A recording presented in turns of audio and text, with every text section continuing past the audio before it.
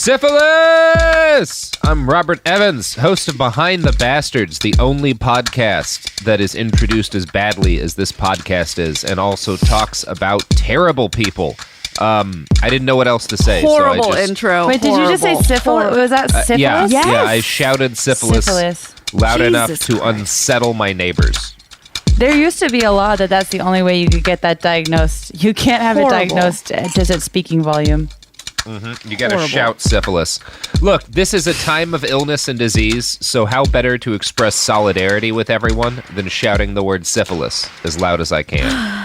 I think that is the only way we can really show that we care right now. We're all in this together. We're all in this together, and High School Musical style. A hero. Jamie? Robert, have you seen High School Musical?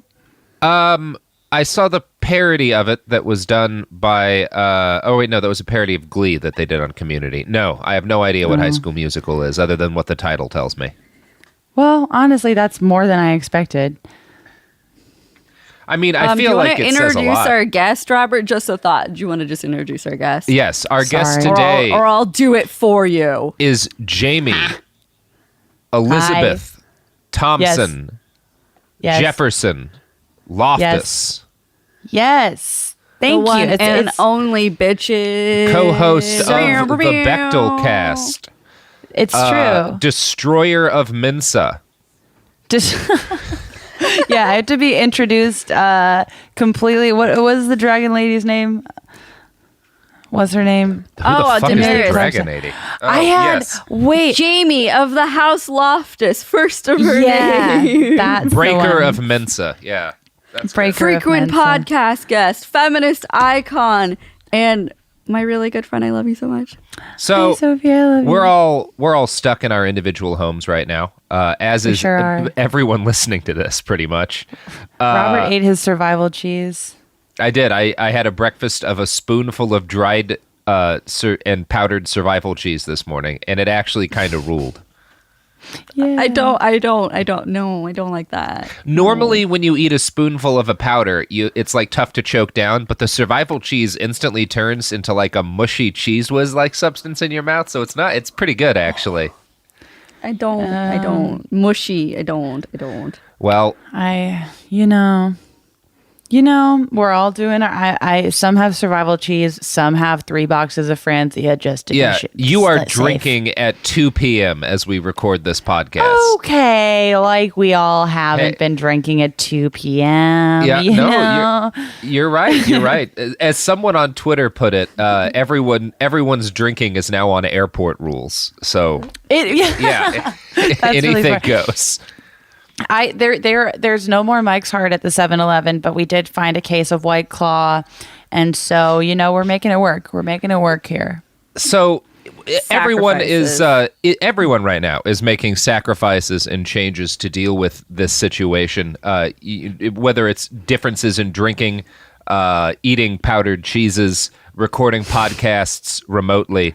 We've all had to change our lives, but there's a special select elite group of people in this country who didn't just see this looming disaster and change their own lives. They saw it as an opportunity to make a shitload of money by lying to the entire country. And today we're going to do a timely episode about the grifters of the great coronavirus pandemic. Wow. Oh, what a privilege. Yeah. I collected as many as I had time to collect. Sophie has whipped out her machete. It's out. As one does. Uh-huh. Everybody hold their weapon of choice right now. I want to get a pick. Robert, the knife you gave me is in the other room. But I have it. I opened a box with it. Good.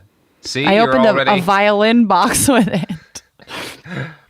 Well, that box isn't going to be hurting you anymore. This is wonderful. No. Thank you, everyone. Jamie, it wouldn't be a hellishly destructive and nigh-apocalyptic pandemic if there weren't a fuckload of grifters sailing into profit from the mass destruction of human lives and livelihoods. In 1918, as the Spanish flu burned its way through tens of millions of souls, smooth-talking conmen offered up salvation to the dying and the frightened. On June 28, 1918, a public notice appeared in British newspapers purporting to lay out the symptoms of this deadly flu. But this public notice was in reality an ad for Formamints, a vitamin tablet and mint sold as a remedy for influenza. These mints were claimed to be the best means of preventing infectious processes. Everyone, especially vulnerable children, was advised to suck a tablet whenever you enter a crowded, germ-laden place. That's way better than fucking social distancing. Suck a tablet, you'll be good.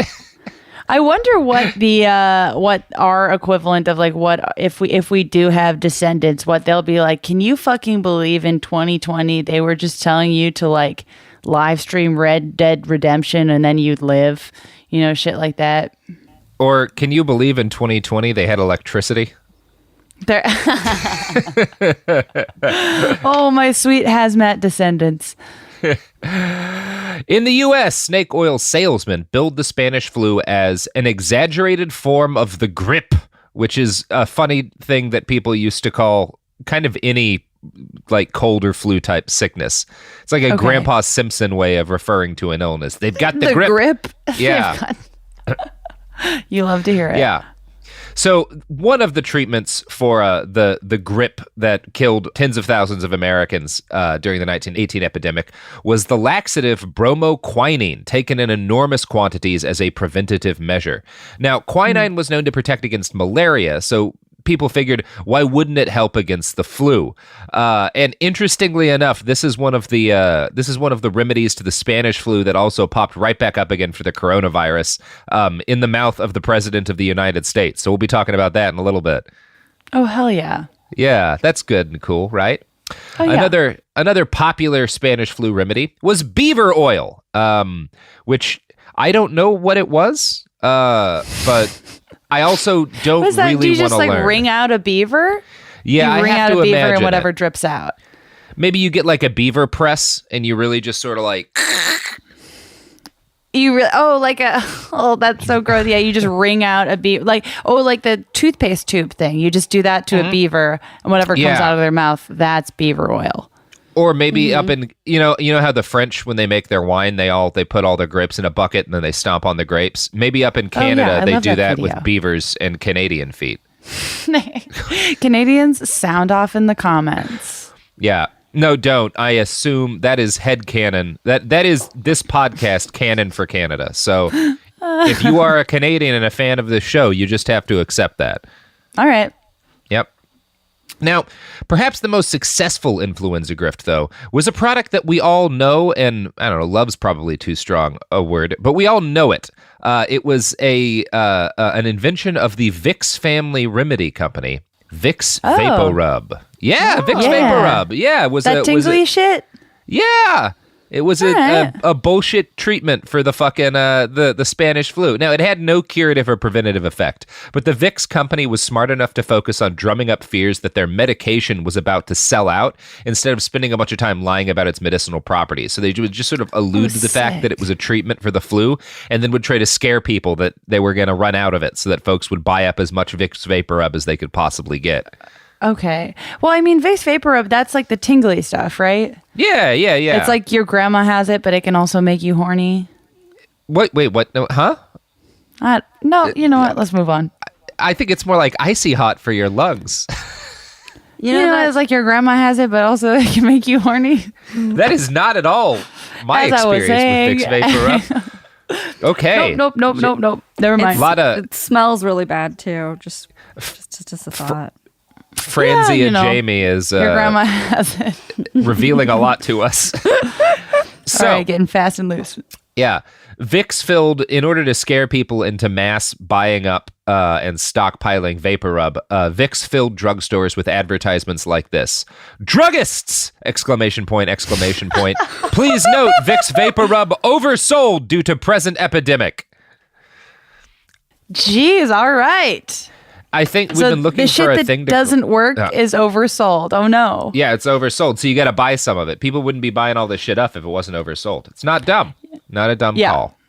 Yeah. So obviously Formamints didn't treat the influenza, and Vicks VapoRub didn't either. But it is still a popular product, so go figure. And as a new pandemic has settled down upon our world, the descendants of these snake oil treatments and the salesmen behind them have started to spread through the fertile soil of the internet. On March 19th, Forbes published an article about a series of mass text messages pushing a link to a fake Fox News article that purported to prove CBD oil treated the novel coronavirus. And there's a little clip of the Fox News article with the wonderful title, "While the world is waiting for a vaccine, one mom has found a solution to fight back against the coronavirus outbreak." Oh, man. Fox News bringing moms into this.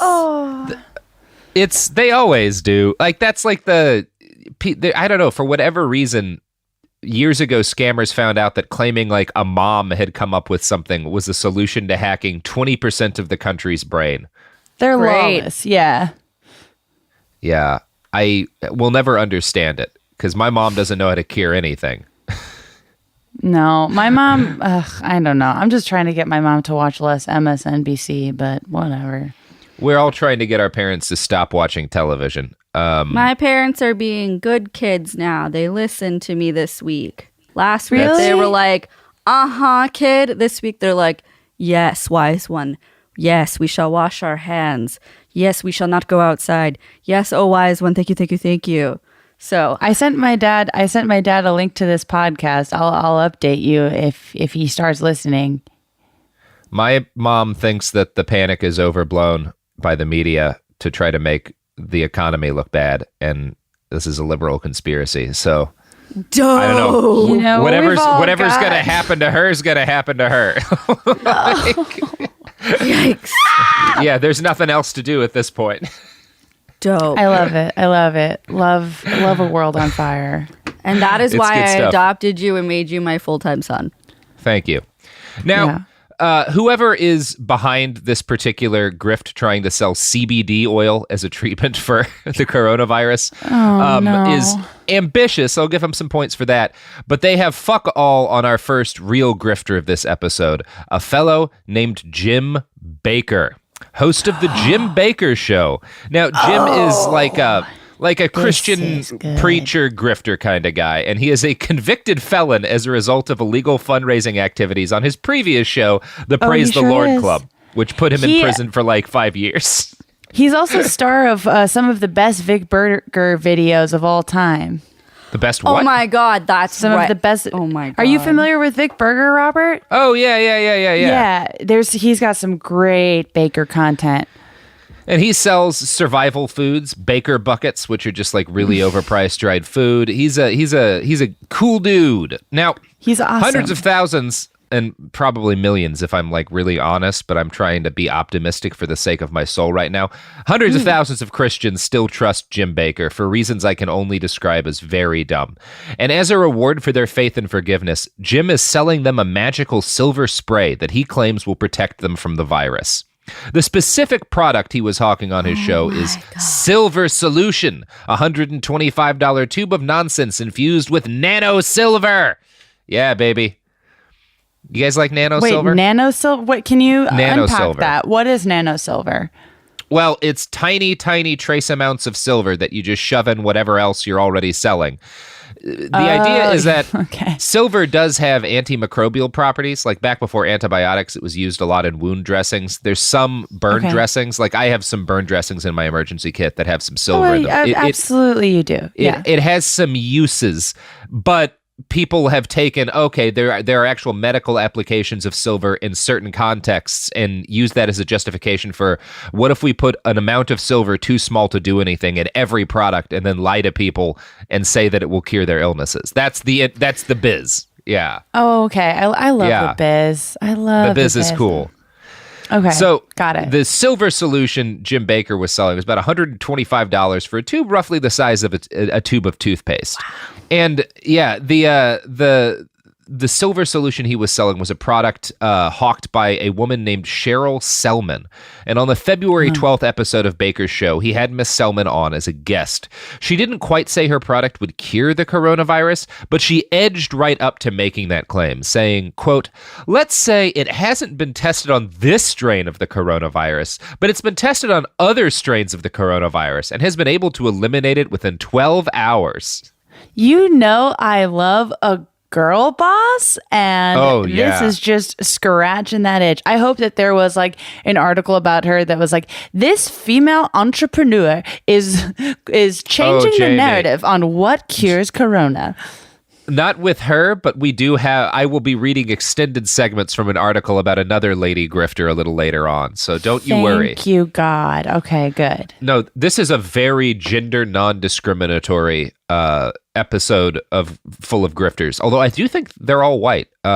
So well, sure. I think that just says a lot about who becomes a grifter in America. Yeah. So, a few days after this episode of The Jim Baker Show aired, Lisa Landau, the chief of New York State Attorney General's Healthcare Bureau, sent a cease and desist letter to Baker, demanding that he pull the ads or face enormous fines. It was like $5,000 per violation. And there's a lot of violations when you're advertising to hundreds of thousands of people. So Baker pulled the product, and that's great. But I wouldn't be doing my job if I didn't point out that Cheryl Selman has been hawking her nonsense silver on shows like Baker's for years now. And the only reason so close she drew to Sheryl federal, Sandberg. It's almost the same name, right? It's I wild. know. Same bitch. It's freaking me. Yeah. Same bitch. Same vibe. Same vibe. And the only reason that her silver nonsense tube drew like federal anger now is that the coronavirus forced elements of our governments to briefly care about the sale of snake oil. And I want to play for you a video of Cheryl on the Faith Shopping Network in 2018, singing the praises of her various silver-filled gels and oils alongside a fake doctor who bears a striking resemblance to the eunuch character from Game of Thrones. If my little booger gets a little bump or a bruise, he's like, Pawpaw. Aww. He's like, put the gel on me. That's right. He tells me. He knows exactly what he needs. And he'll come to me because he sees us doing it. And to me, that's changing a generation. Absolutely. It's changing a generation. Well, it's raising a healthy generation. Absolutely. And so this silver gel is so versatile. Again, same thing as like in the kitchen, in the bathrooms, side of the beds, doesn't matter. I mean, you don't want to get up out of bed? Feeling a little tickle in your throat, just pop the tube open, squirt some on your tongue, swallow it down, and it actually goes down slower than the liquid, so it'll actually coat over that soreness, helps to kill those viruses, those bacteria. By the time you wake up in the morning, you're feeling better. It's amazing. Yeah. Absolutely. Well, this is for everyone. Yikes. Just pop the tube open, squirt some on your tongue. Just pop the tube open. It's viscous, so it'll just drip down the back of your throat and cure that. I'm making a cum reference because our audio engineer Daniel is wearing a shirt that says cum in large letters. And also they're talking about squirting viscous liquids down the back of their throat. So that's just where we are. They're so calm. It is like dystopian QVC is how I like to view Jim Baker. Yeah. It feels like that's the Faith Shopping Network, and it feels like the end of the world watching that video. Like it feels like this would be the video that opens a Paul Verhoeven movie. Yeah. Like this little clip from it would be like part of a run of ads. It's just so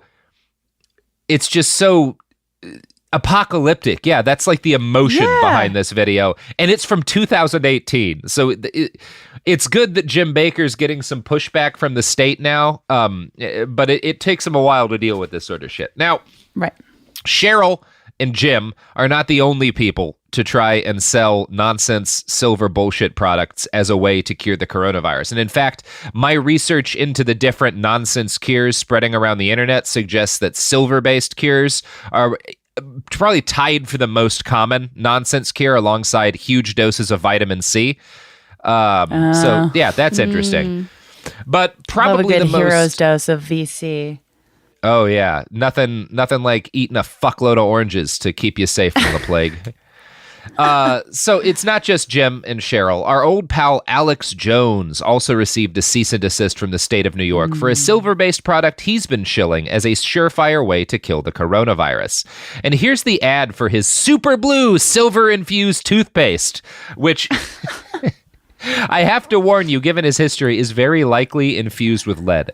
Now, before we play this, there's a couple things that are interesting to me. So he repeatedly cites this Army study about how this product of his can prevent the coronavirus. And the actual study is talking about like a silver-infused wound gel that can stop like viral or that has shown a preventative effect on viral infections.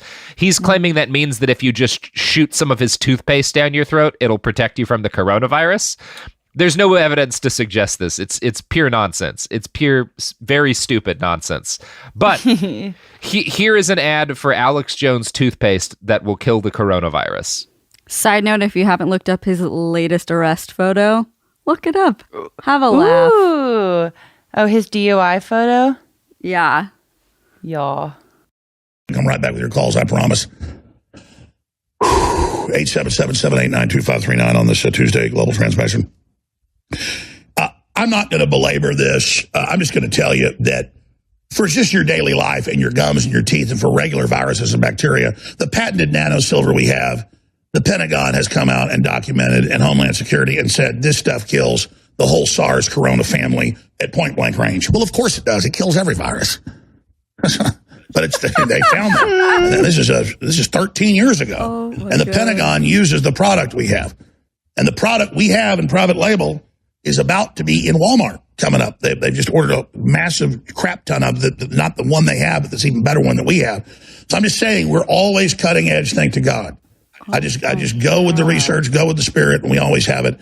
The nano silver toothpaste in the super blue with the tea tree and the iodine. That's the super blue is amazing. And then we have the whitening toothpaste that has the nano silver and a lot more as well. Those are both excellent. They're at InfoWarsStore.com. They're still discounted despite all the hell breaking loose. Side note, has he gotten more like bloaty? Like, yeah, no, because he's been back on drinking heavily. During CPAC, he held his own event, and he had like a bunch of speakers doing a night of free speech. And by the end of the event, he was so drunk that he like passed out, and someone else had to end it for him. Jesus! He actually has a serious problem. Yeah. I do think that if you put Billy Wayne Davis and Chris Crofton in a blender, they could sound exactly like Alex Jones does in that video. Holy shit. I keep trying to do that, and they keep saying, no, you can't put us in a blender. Why can't we put our friends in a blender? It's already I don't know. The end Solid days. question. Why can't we put our friends in a blender? Also, why is Alex Jones saying, of course no, it doesn't, dude. Shut the fuck up. Stop it does trying. not. Don't buy it from Walmart. Don't buy it anywhere. Jesus Christ, you fucking CPAC Well, actually, you can buy it from Amazon.com right now. It's right on there now? The Infowars Life Super Blue toothpaste is available on Amazon.com for $11.95, even though the state of New York Attorney General's office has sent a cease and desist to Jones for selling it. So that's cool. Amazon, good work for you guys. But also don't. And also maybe buy something from our Sophie, advertisers. Sophie, Sir? It kills all viruses. You know what also All kills of the all viruses, Robert? Our t-shirts, because they're impregnated with silver. That's right. Robert, That's right. You're not getting the hint that it's time for ads, and it's really hurting my heart. I thought I raised you better. Well, buy these products, assuming there are still advertisements. Yay!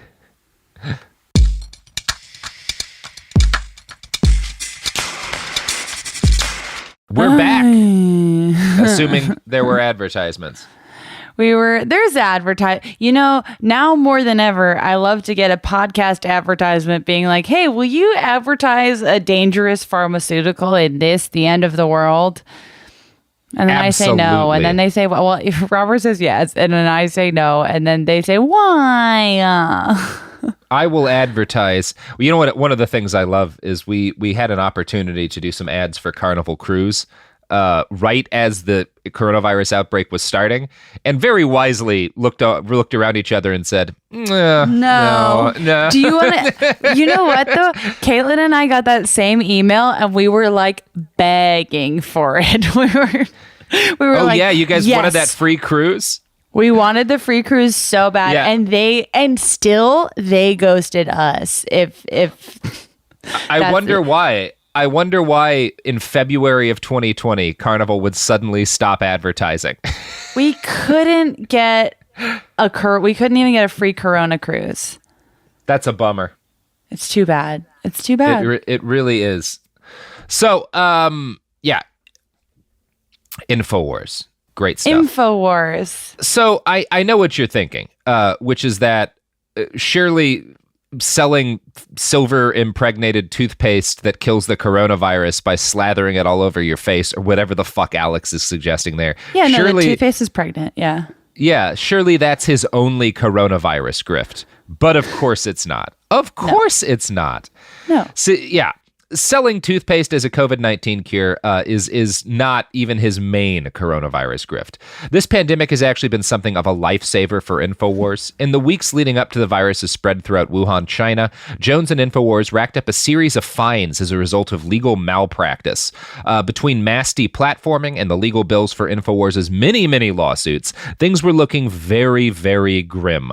But then came the coronavirus. Jones and his cronies lost no time in drumming up terror over the virus as soon as they could, primarily so that they could scare people into buying their emergency survival food. Now, much of this fear-mongering was done by Infowars' chief health correspondent and former Bastard Pod subject, Mike Dr. Adams, Steve the Brule. health ranger. No. This is the health ranger, baby. And I guess I should just play this one? Go for it.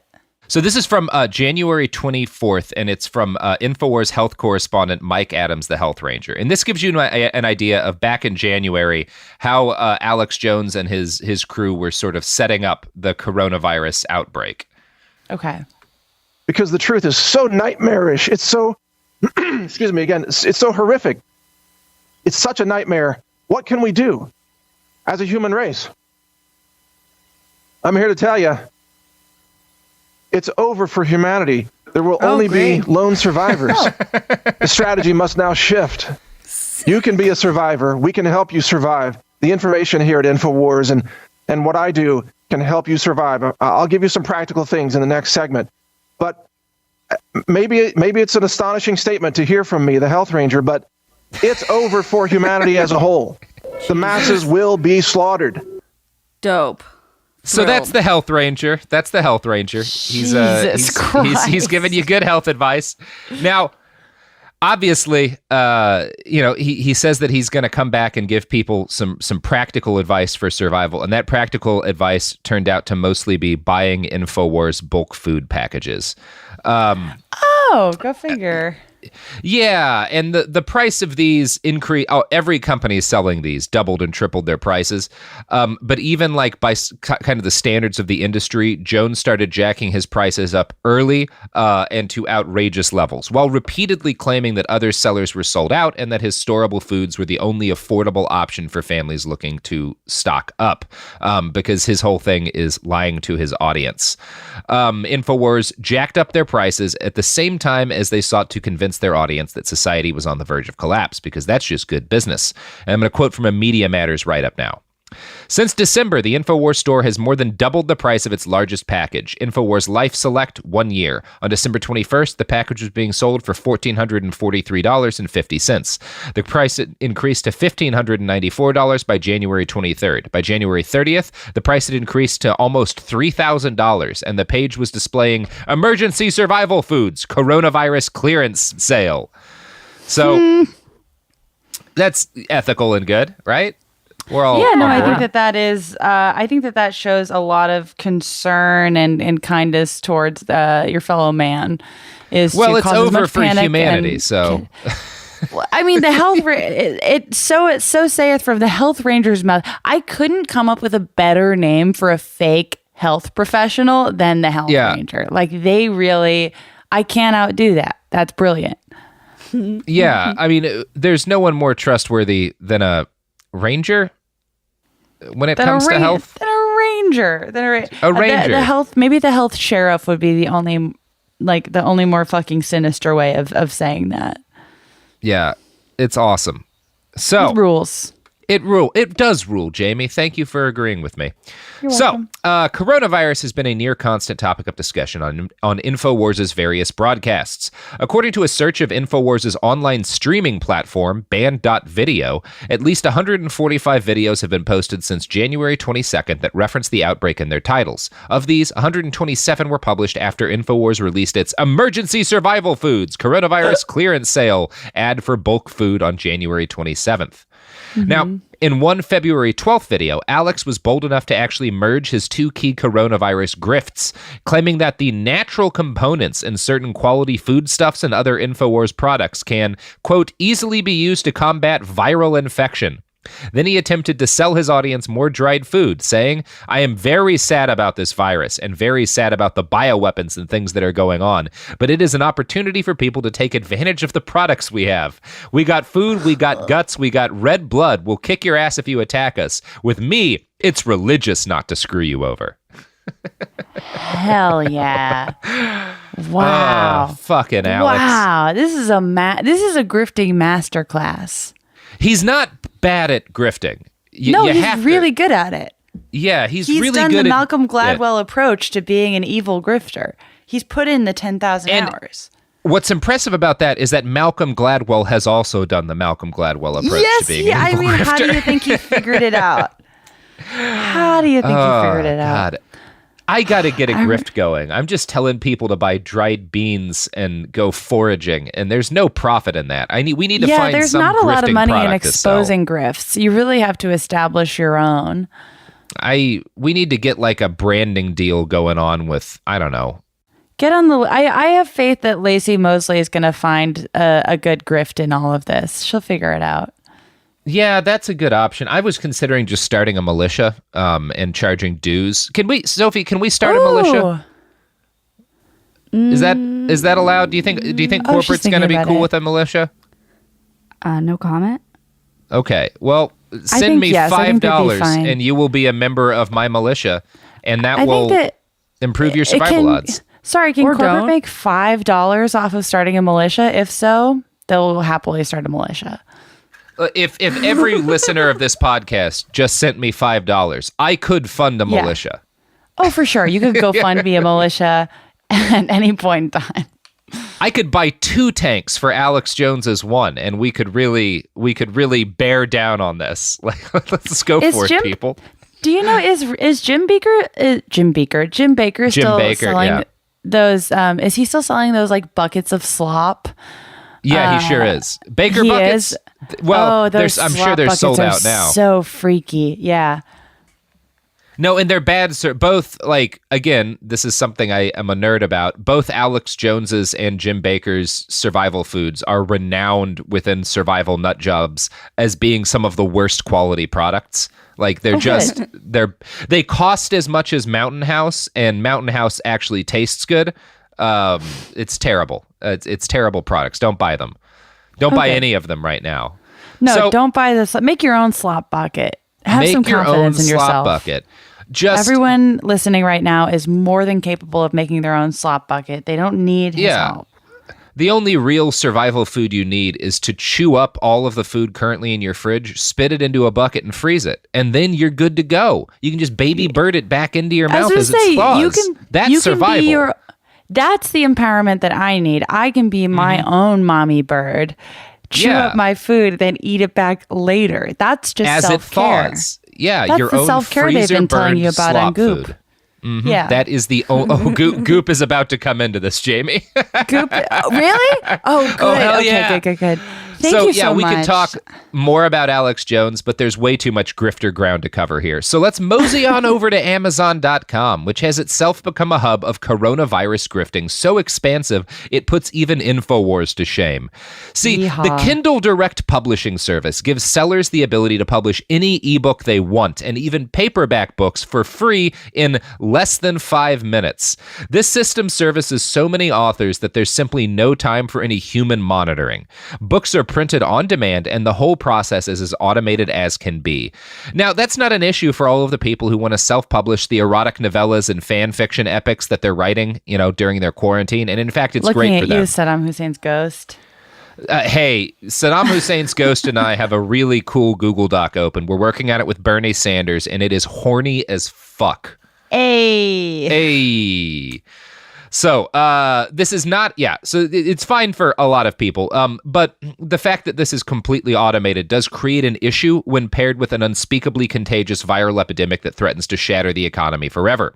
I'm going to quote now from a write-up on the website undark.org, who kind of revealed this underground industry that just sprung up around coronavirus. Quote, Since late January, hundreds of titles related to COVID-19, as the disease caused by the virus is known, have come up for sale online, many of which appear to be written under false or misleading names. One series of books, which includes Coronavirus 101, Everything You Should Know to Avoid Illness and Protect Yourself from the Wuhan 2020 Outbreak, and Coronavirus and Face Masks, The Truth, claim to be co-authored by Dr. Zoe Gottlieb. Another two books, which were available Wednesday but have since been removed, listed their author as Dr. Sanjay Gupta, who is said to hold a medical degree along with multiple master's degrees. The biographical details did not match those of CNN's chief medical correspondent by the same name. Yet another publication titled Coronavirus Disease. Up. A fake Sanjay Gupta. Sanjay Gupta? Leave him alone. He's my coronavirus man crush Monday. This is bullshit. That's kind of brilliant, though, to get a decoy Sanjay Gupta in the mix. A fake Gupta. Yeah, that's pretty great. It's not dumb. No. Yet another publication titled Coronavirus Disease, A Practical Guide for Preparation and Protection, listed the U.S. Department of Health and Human Services, HHS, as its lead author, and a non-existent agency, the U.S. Department of Health, as a co-author. It has also been removed by Amazon, but remains available to order from Barnes & Noble. Representatives of HHS did not respond to multiple emails seeking comment regarding the book. So that's cool. This is a cool industry, right? That's a neat little thing. This is very cool. I like this. Cool and good, yeah. Yeah. Now, this Undark write-up notes that similar self-publishing services exist with Barnes & Noble, Walmart, and a number of other companies. In fact, Barnes & Noble promises to have your self-published work available for sale in less than 20 minutes, so that's good too. One particularly egregious example on their site is the totally credible book, Coronavirus, Wuhan Coronavirus, All Secrets Reveliad. They misspelled revealed.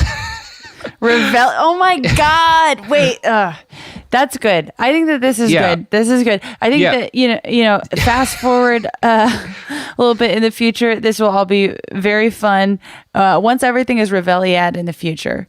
Yeah, it will be Reveliad soon, and we'll realize how credible this book was. For just $8.95, this title will provide you with, quote, the history and ways to combat its spread and prevent another epidemic. So that's good. And these viral pandemic tie-in works get a lot weirder, too. Sure. Outside of these big hitters we've named, there's also equine coronavirus, everything a horse lover needs to know, and canine coronavirus, everything a dog lover needs to know. Okay, honestly, I am not disinterested in canine coronavirus. Yeah. Well, you should be, because these books are written by a nonsense person. The authors claim to be Malik Hill, PhD, who no one can find any real evidence or information about. Right. But he also has books on how to protect your fish and rabbits from coronavirus. In addition to this, he's the author of the critical work, How to Buy a House for Literally $0, which, given the rent crisis we're hitting, you know, maybe people should look into. Oh my God. Yeah. Holy shit. Literally $0. That's a deal. You know, that is a good deal. I mean, there's been some people reclaiming empty houses, but I have a feeling it's not the same thing. No, because they got to spend money to like drive there, gasoline, you know, bolt cutters, all these things cost money. Literally Bolt cutters do $0. cost money still. Yeah, they're not free. Why don't they should send us $2,000 in bolt cutters? The government just mails expensive bolt cutters to people. What if they... Here's your stimulus package. Burn them all. Good fucking luck. Here's a check and some bolt cutters. See you in hell. I would respect that more than what's going on. We can't pass a meaningful stimulus, so we're sending bolt cutters and a 9mm to everyone. Figure it out. Fantastic. Oh, feels good to laugh. It does. So this is all great. Also great is the recent work of beauty influencer Michelle Phan, our next grifter. Now, Michelle is a 32-year-old entrepreneur with a net worth of around $50 million. She has 8.9 million YouTube subscribers and 2 million Instagram followers. So that's great. Yeah, I feel like I've heard of this person. I've never watched their videos. Now, the beauty industry entered a significant contraction at the start of this year. Cosmetics and all that stuff, like the industry started to kind of peel back a bit. This is even before the outbreak really reached its peak. And Fan recognized that early and decided to pivot to a new business. Earlier this year, she announced her plan to create a podcast called Baby Steps. Quote from Michelle. It's essentially to help people take steps into adulthood. Buying Bitcoin, how to store it, what to do with it. You know, the key things about adulthood. Now my viewers... She became a bunker survival. She pivoted from YouTube beauty to being a bunker survivalist. No, just Bitcoin. Oh, just a big... Oh, so she's just a Winklevoss. Now my viewers are hungry for more than makeup and skincare. They want to know how to protect their purchasing power. Today I made an Instagram post telling my followers to buy the Bitcoin dip and then hold. In mid-March, as the panic over coronavirus began to crest here in the United States, Fan posted a picture of her essential oil diffuser with the caption, "If you are burning antiviral essential oils around you, this will kill all of the virus before it enters your system." Now, there's no such thing as antiviral essential oils. This will not work. Don't do this. Which a lot of people told Fan. There was an enormous backlash. And to her credit, Michelle Fan eventually responded by sheepishly claiming she had not intended to mislead anyone. And this is not a great response, but it makes her by far the most honest and decent person we're going to cover in today's episode by a wide margin. And brings me... Yeah. Oh, yeah, Jamie? Beauty YouTube, like, is... exclusively grifters. I think of like BooTube. There's BooTube, BooTube. They're exclusively grifters. I feel like Maggie Mae Fish has done a lot of good work on like documenting like what the extent of those grifts are. But this is the first Corona grift I've heard. This is a treat. Yeah, and she was clearly just dipping her toes into the Corona grift, and I think her followers are kind of mainstream enough that it backfired on her. And she hopefully has peeled back from this. But you know who else did the same thing even more sketchily? Whom? Well, you brought her up a little earlier. Our old friend Gwyneth Paltrow. Or as I call her, the fifth hound of the apocalypse. Now, on March 13th, Gwynpath, is that what people call her? Gwynpo? No one calls her. We try not to call her anything if we can avoid it. We dare not speak her name. We'll call her 666 the Beast. On March 13th, she posted a now deleted picture to the Goop Instagram page. And it was pretty innocuous on the surface. Gwyneth herself in a white shirt, a khaki skirt, and sneakers with the caption, "Most days you'll find GP wearing G label with a pair of sneakers, which is one reason we make it an annual tradition to put together a fresh sneaker guide each year. Get ready to cover some serious ground. Run, don't walk." First off, just editing note, you don't have to say that it's an annual tradition you do each year. Not necessary. Yeah, it's a bit redundant. Yeah. Second note, no one is going to call her GP. And if they do, that is who as a society we should blame for the coronavirus epidemic, is people who refer to Gwyneth Paltrow as GP. I'm okay with that scapegoating. You're on the right track with calling her 666 the Hound. Or the Beast. That's way better. The fifth hound of the apocalypse, sure. The Beast. Yeah. All of these are fair terms for Gwyneth Paltrow. But that other than the the errors in grammar, that's a pretty unproblematic Instagram post, especially considering the kind of products Goop has sold. There's nothing wrong with wanting to sell people a khaki shirt and sneakers. But it turns out that skirt cost $450 and those sneakers were $425. I hate her. And since this was posted as cities around the U.S. began to contemplate radical quarantine procedures and millions found themselves instantly out of work, people got kind of pissed at Gwyneth Paltrow for selling $900 worth of skirt and shoes, even though this is what she always does. It was suddenly grosser, right? Right. So even Goop fans got angry at her. One response on her Instagram read, "I think it's irresponsible to post this as a worldwide pandemic is going on. You have a great platform around health. Now would be the time to expand on that." Which is an incredible post and an incredible snapshot of where we are in America, because he's simultaneously right. He should be angry at this soulless ghoul hawking $900 skirt shoes combos while a quarter of the country finds itself edging towards breadlines. But it's also baffling that his anger is that she's not doing more to promote health products, because It's just That's amazing. never really. I mean, it's a bit of a bummer too, because you're just like, oh, that is like what her followers feel is like the health and wellness. Like she will have their best interests at heart. Like it's a bummer. It's I was heartbreaking. honestly shocked and appalled that Gwyneth was not in the Imagine video. Side note, Jamie, check your Instagram DMs for Goop's latest posting from the last 2 hours. I'd love for you to describe that to Robert Evans before we go to an ad break. Oh, God. Imagine no possessions. I wonder if you can. Okay, here's the post. Oh, God. I don't like the visual. The visual is a really like oversaturated picture of someone putting pressure on another person's hand with their hand. Oh, no. And it says the following. Anyone can benefit from acupressure and anyone can do it, says acupuncturist Mary Jane Newman, who gave us the best breakdown on acupressure points and how to best activate them at home. So it's something that has nothing to do with anything. Meanwhile, millions of people are locked in their home and there's an acupuncturist who's like, hey, ever heard of me? Is that basically it, Sophie? Like, her advice is basically like, hey, you want to be really good advice right now? How about you touch another person's hands a lot? Literally. It's apply pressure. I mean, I don't know. I'm licking a lot of doorknobs these days. Am I not supposed to be doing that? Robert, we talked about this. No, I think you're probably fine. If you're eating survival cheese, you can lick a doorknob. I think that's the going exchange. But that's my hobby.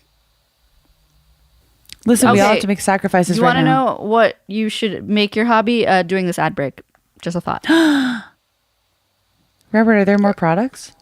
There are always more products and maybe even a new service. Wow.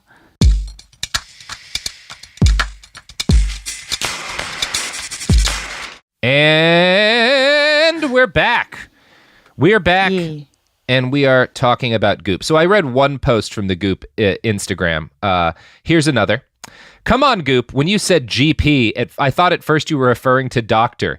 Please use your platform in a more sensitive way. I don't think it's the time to think about buying trainers when people are struggling to buy day-to-day supplies. We don't want doom and gloom, but maybe a post on boosting your immune system, staying healthy, etc.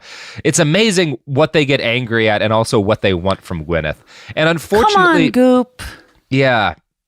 Gwyneth Paltrow was only too happy to do this. And I'm going to quote now from New York Magazine. Oh, no. Yeah.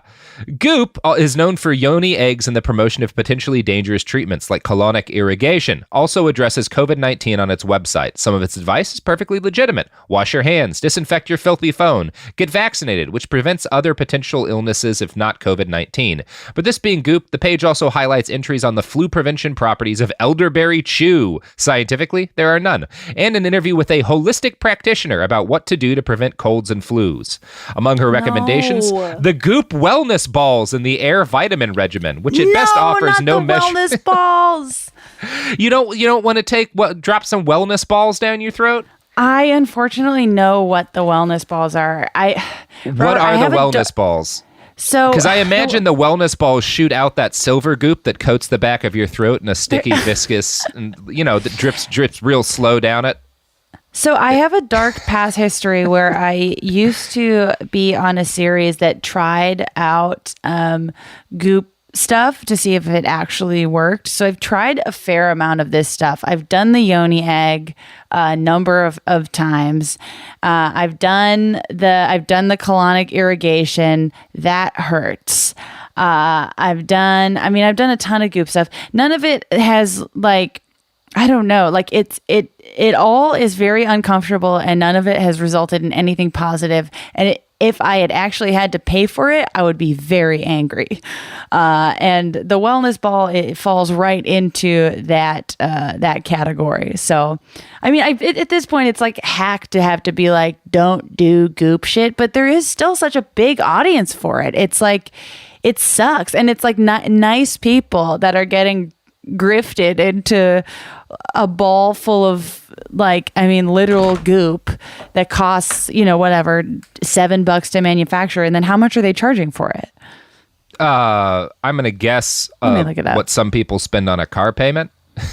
Well, right, it's yeah. It's Woke infuriating fear-mongering. and terrible, and in a sane society would be criminal. But it's not, and so Gwyneth Paltrow is gonna be fine throughout all this. She's gonna handle this great. And speaking of Gwyneth, she has a lot to do with the story of our next grifter. And Jamie, I'm going to need you to batten down your hatches and strap in to hear this person's name, because I'm out of idea. I get a visceral reaction from just reading this name. Okay. Amanda Chantal Bacon, founder of Moon Juice. I hate moon juice. Wait. Can you say it one? Can we start again? And then you just like pause after every name just to give people a real chance to take it in. Amanda. Okay. Chantal. Okay. Bacon. Oh, the founder, there it is. There's the founder of Moon Juice. Yeah. Disgusting. I live It's great. 2 blocks away from the original Moon Juice, and I'm thrilled good. to announce that I did burn it to the ground right before this recording.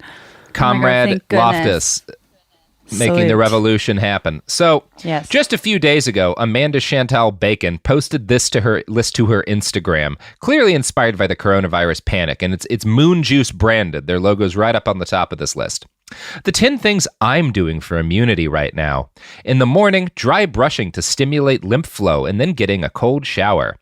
2, taking Super U TM daily to keep calm. Elevated cortisol directly affects the immune system. Frequently What is Super U? Is that Moon Juice? Yeah, it's one of the products that she sells. Okay. One of the juices or powders or whatever. 3, frequently washing my hands and my children's hands. 4, keeping the air in my home clean with a HEPA air filter. This has been a game changer for my respiratory system. 5, taking vitamin C 3 times a day. 6, adding power dust and spirit dust to my morning tonics. These adaptogenic blends are particularly supportive of the immune system. 7, leaving clothes at the front door after school, work, travel, and hopping right in the shower. So just strip naked right at the end of your house. Go right into the shower. Then get some of that dust in you. Look, 8. Oh, yes? If you don't think that the girl bosses are riding in on the apocalypse, you have to wake the fuck up. No, that is what they've been waiting to do their whole girl boss lives. Yes. 8, drinking green juice, our elderberry defense tonic, and lots of water. 9, prioritizing sleep and taking magnesium, which is another one of her products. You know, I think we can all see how that's spelled. Yeah, so it's great. Love Amanda Chantal Bacon, who I do not love. Not at all.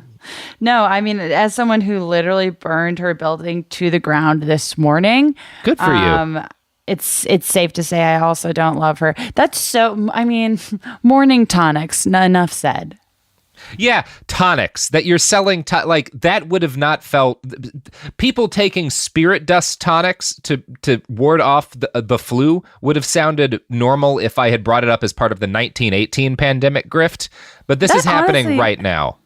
I mean, honestly, bringing like the word tonics into the mix at all feels kind of short-sighted. I mean, I feel like even for the person newest to the snake oil realm, the word tonic just seems to be one to avoid across the board. The only acceptable use of the word tonic is if you are from New England and you enjoy a Moxie tonic. That and is even true. then, it's not acceptable to be relatives. from New England. So. Oh, well, I mean, I was canceled years ago, so it's fine. I was specifically talking about you, Jamie. Yeah. So, I'm sorry. I'm sorry you had to find out this way. It's okay. Spirit Dust and Power Dust are 2 of Bacon's most popular products in her plant-based alchemy line. Both include a variety of ingredients like chaga and reishi and maca that have absolutely no proven or even vaguely suggested benefits against COVID-19. But there is no law against claiming your products help immunity, and a lot of very dumb rich people will spend $39 on a small cylinder of spirit dust in order to feel like they're doing something, anything to protect themselves. These people will be glad to know that Moon Juice is still open for pickups and deliveries during the California lockdown. Very happy to let everyone know that. Well, not anymore, just so you know. They are to the still ground. open to be burnt to the ground. That's right. There is. Unfortunately, there was an employee that I had to get out when I was burning it down, and she's still out in the front. And I'm in solidarity with workers. So I'm like, okay, I'm going to, burn the building down. You can continue to work. Yeah, thank you for supporting workers while you burn down their workplaces in order to stop the spread of disinformation, Jamie. You think that moon juice is going to stop just because their building burned down? You got another thing coming. Okay. So now, if you know me, my dear listeners, there's no way I could hear a name like Amanda Chantal Bacon and learn this person is selling power dust and not want to know more about her. And this is going to get a little bit off the coronavirus topic, but this is just going to make you so angry, Jamie, that I have to read you some selections of this article. Yay. See, I found a New York Times article written by Molly Young that's a profile on Amanda Chantal Bacon, published back in 2017, and it's absolutely fascinating. Molly's recollection of her first visit to a moon juice store in Brooklyn is really worth reading. Quote, I spotted a glass jar labeled brain dust. It had this kind of packaging that signals discreet luxury. Minimalist matte label, custom type, the word organic. A 2.2-ounce jar cost $55. This adaptogenic potion lights up your brain and increases mental flow, the label said. Neuron velocity and vision are fine-tuned by toning the brain waves, in particular the alpha waves that connect to creativity. No. Oh my God. No. Oh, it's so good. It's so Terrible. good. Yeah.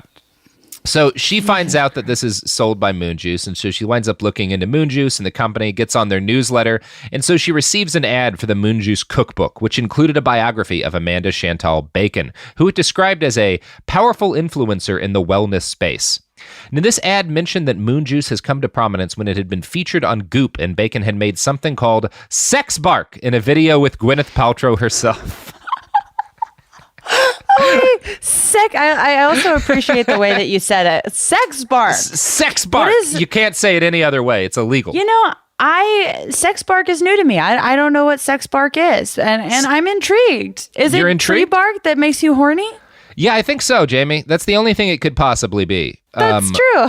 Which we know, we can narrow down that it's not birch, which is by far the least sexy kind of tree. Hey, sex bark is the new Vicks vapor rub in that your grandma might have it, and it'll make you horny. Thank you for that baffling line, Jamie. So, You're welcome. all of this was enough to convince Molly Young that an article needed to be written about Amanda Chantal Bacon, so she went to meet her. Quote, growing up in New York City, she was a sickly child, bronchial stuff, whose parents took her to doctors. I got pumped through the Western medicine chain without satisfactory results. Of course, nothing helped. One day, she went shopping with her family at a downtown health food store where, the story goes, an Ayurvedic doctor visiting from India overheard Bacon coughing. The doctor came over and posed some questions, very typical Ayurvedic ones like, how often do you poop? And took the child's pulse. After examining Bacon's tongue, the man provided her mother with a list of forbidden foods, cow's milk, wheat and white sugar, among others. Bacon stopped eating gluten at age 4 and became a vegetarian at around 7. She's aware that these biographical details invite ridicule, but Bacon doesn't care if people make fun of her. She's used to it. And anyway, hers was a challenging childhood.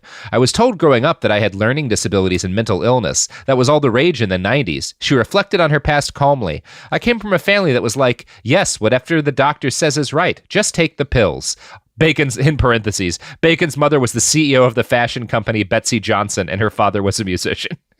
Of course. God, I love this is like a level of nepotism that it's a very gentle level, because you have all this one-to-one nepotism. You have all these dynasties in certain industries. But the CEO of Betsy Johnson to the founder of Moon Juice is a very gentle form of adjacent nepotism that I really just appreciate. Yeah, you can't not respect is the wrong word, but it's cool and good. Of course, your Betsy Johnson mom is going to support your endeavor to start the worst business ever. Of course. Yeah, that's what her job is as your Betsy Johnson the mom. irony of her vegetarianism being named Bacon. Just like a great dad joke in there. Yeah, there is a great dad joke in Bacon. Take it away, dads. So already. Amanda Chantal Bacon is great. and I am so happy that I found out about her. And all of these grifters are very entertaining, Jamie. But I would be remiss if I did not point out at the end of this that the greatest grifters are not the people selling silver toothpaste that'll cure your coronavirus, or silver goop that'll cure your coronavirus, or buckets of food, or antiviral essential oils, or moon dust, or whatever the hell Paltrow was trying to push. No, the greatest grifters in the coronavirus epidemic are our own Congress people. Ooh, I was wondering. Okay. So this is not going to be a comprehensive overview of what's going on, because this story is like breaking as we're talking about it. Like more stuff came out today. And more stuff will have come out by the time you hear this episode. But the information started to come out the night that I wrote this, actually, which was the Friday or Thursday, the 19th of March. That Senate Intelligence Committee Chairman Richard Burr, a Republican senator from North Carolina, had unloaded his holdings in dozens of stocks that lost a huge amount of their value, and he did it right before the start of the coronavirus panic. He and his wife sold between $628,000 and $1.7 million in publicly traded stocks on February 13th and bought no new positions, so they just straight up cashed out. Most of the companies he cashed out on were major corporations that were hit hard by the collapse of the stock market. And reporting from OpenSecrets.org and ProPublica and a number of other organizations has revealed that at the same time as he was selling off all this stock, he was publicly expressing confidence to the American people of the U.S. government's ability to fight the coronavirus and stop it from turning into a pandemic stateside. It's literally like a scene from Veep.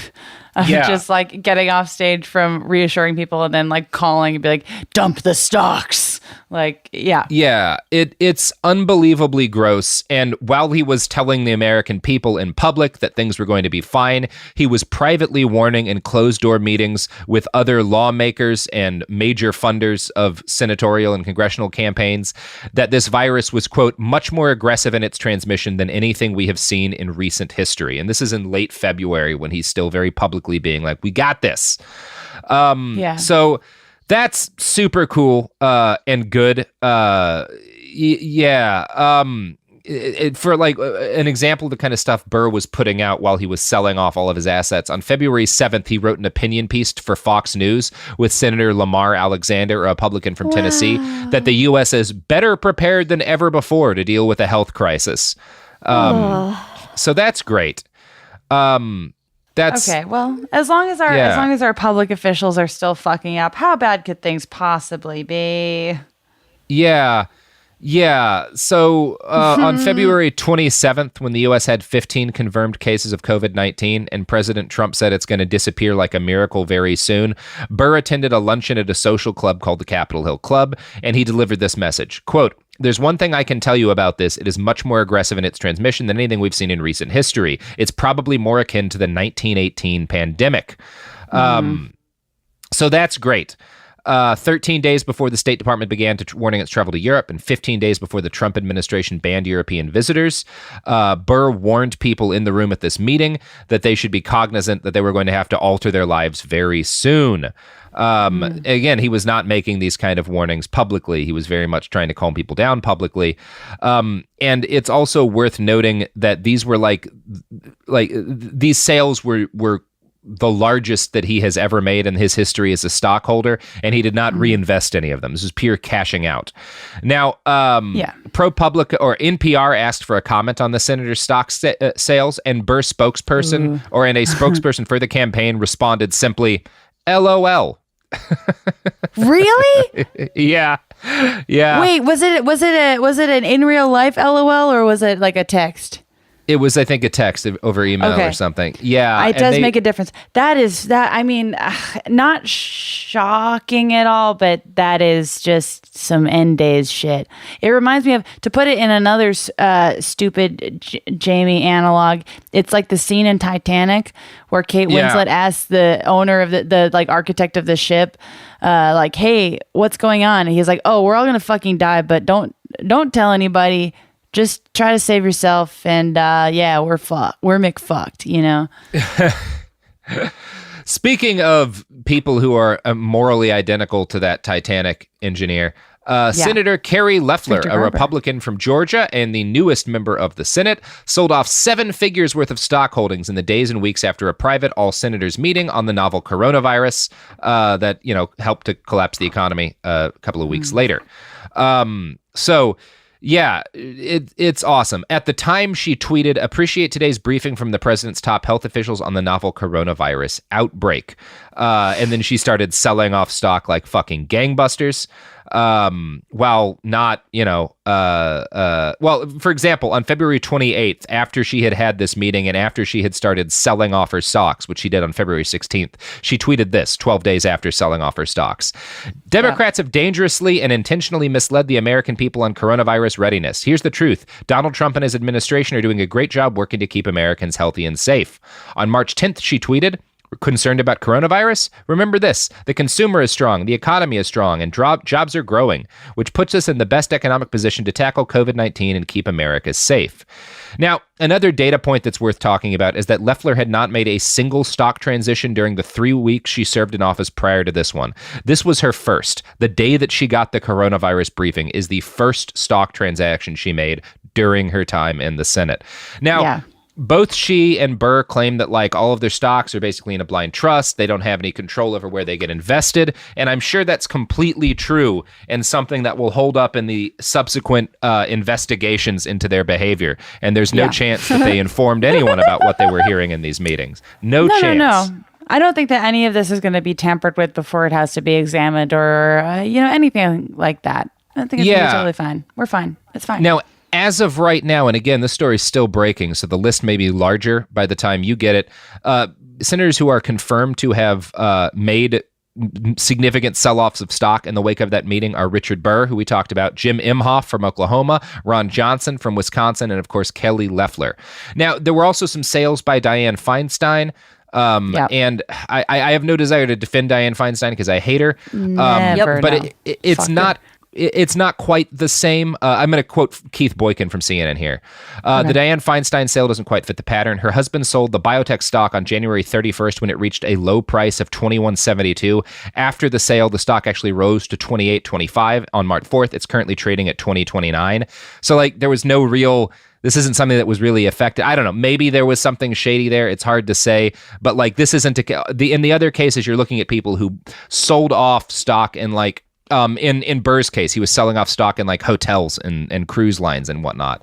There's never a bad time to say fuck Dianne Feinstein. Never a bad time. Yeah. I support digging into what her stock sales have been to see if if she did do something shady. But this biotech company just doesn't kind of fit the pattern because it really wasn't affected in the same way. We'll see though. Enough. We should look into every Republican and Democratic member of Congress and see what they've been doing with their stocks and when they were briefed on how bad things were actually going to be and what they said in public about how bad things were actually going to be. Look into every one of them. Hang the people who committed treason. Because I think no stone unturned, bitch. Yeah, we could call this treason, right? If this is an act of war, we're on a war footing. These people are lying to the American public when they know how bad it's going to be and profiting off it. That feels treasony. I mean, and Trump keeps calling himself a wartime president. Yeah. As I say, we're already ass deep in old-timey language because this is an old-timey situation. Yeah, it's so dumb, too, to call himself... When has he not been a wartime president? Right? When has any president... in our lifetimes since fucking Clinton not been a wartime president? Yeah. There has not been not a wartime president, I don't think, in my entire lifetime. Yeah. They're all wartime presidents. It's like bragging about, I don't know. I don't know what it's like bragging about. It's a nothing. I don't know. Fuck all this shit. Fuck all of these people. Jamie, how you feeling today? I'm feeling, I don't usually get franzia at the record, so this has been a nice medicinal one. No, I feel okay. It's just the weird shit going on. How are you feeling? You hunting pigeons? What are you doing?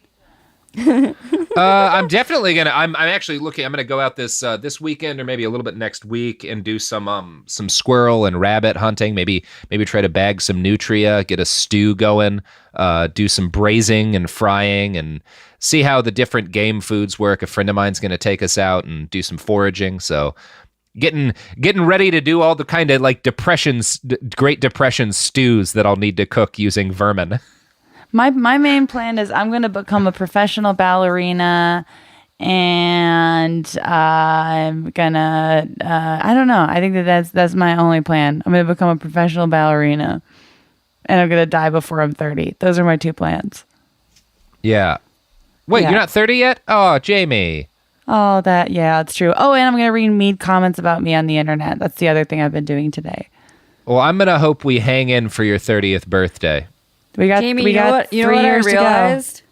You know what I What? realized? It What? is our 27th year. It is our 27th year. Here we Oh are. shit. Doesn't Just feel like great. Cobain. If Corona Doesn't gets us, feel great. we're geniuses after all. That's Yeah. the relief. Is if it gets me, I was a genius. But Jenna. on all This has been seriousness, depressing. Jamie and Robert and Daniel have all been extremely helpful in this first week of being home alone.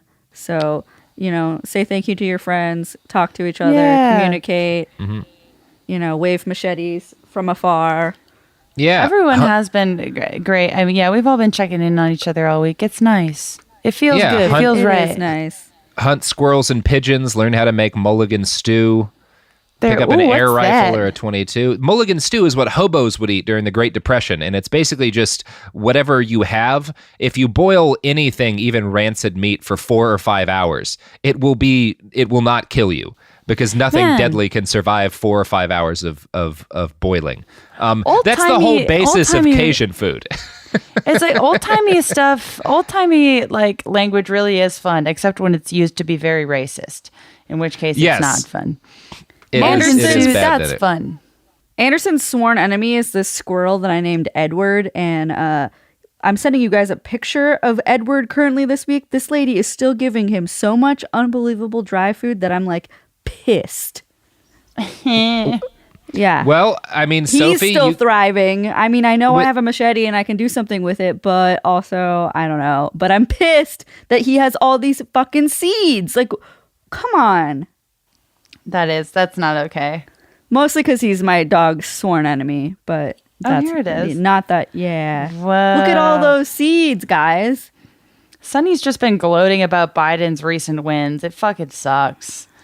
Ugh, Sonny. Imagine being locked in the house with a Biden supporter right now. Just everyone send your thoughts and prayers. I did see my first Biden, whatchamacallit, the Ghost? things that, no, ghost, like the things you Sign? put on lawns. Signs, I- yes. Oh, yeah. So Really? if you listen Yeah. to Wish Forever, you'll remember like a month or two ago, I said that I saw my first Amy for America sign. Well, I drove by that exact same house, and now they have an Amy for America sign and a Joe Biden sign. So Hey, it's the logical Fascinating. conclusion. It's the logical conclusion. they also said they want to adopt Sonny, just so you know. Oh, That's good. good. Well, I mean, I'm honestly trying to offload Sonny, and it's hard right now. So, Oh, trying to- man. I mean, worst case, I'll turn him into a rug. I was going to say a stew, Jamie. I've just been talking about how Well, use every even part, Sonny, yeah. Yeah, Oh, well, for boiled sure 5 or eat 6 him. hours. Yeah. There's a solid couple of pounds of meat on him, and then we'll turn the rest into a rug. Got to use every part of your beloved Got to pet. use every part of your very regressive politically dog. Yeah. Your politically regressive dog. Yeah. Yeah. Anyways, stuff. this has been a very long ending to this episode. Jamie, do you have anything you want to plug? You want to tell people Yeah. where they can find you and what they can listen to? Sure. Yeah, you can find me on Twitter at Jamie Loftus Help, on Instagram at Jamie Christ Yeah. Superstar. I'm doing some Also, remote comedy shows. You can listen to the Bechdel cast, and you should find what your local mutual aid fund is and give some money and supplies to it. And that's all I have to say.